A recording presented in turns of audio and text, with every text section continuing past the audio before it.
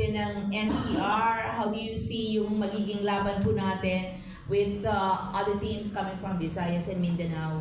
Yeah, mas mataas na yung for sure yung competitiveness ng liga. And one thing for sure sa G kasi mag-prepare kayo ng maayos pa para at least ma-maintain namin yung level ng quality ng game namin. So yung winning darating na lang yun. So check natin pagdating ng national finals. Pero ang nakikita namin dito talaga mas tight yung labanan.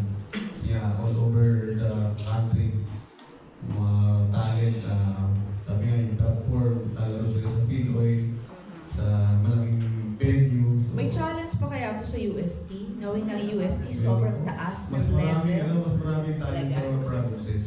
Hindi lang talaga namin pwede accommodate na maraming nakatago na talent. Dito natin yung discover. Kailangan ko kasi sila sa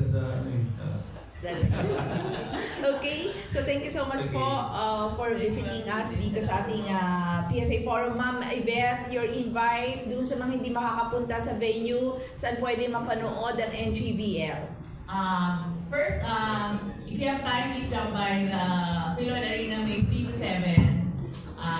Araw-araw po yun. Volleyball tayo everyday. Admission is free, so please if you have time, come, tell your friends about it, tell your family about it. Otherwise, you can also catch the live stream in the NGBL Facebook page or on the Busupi app.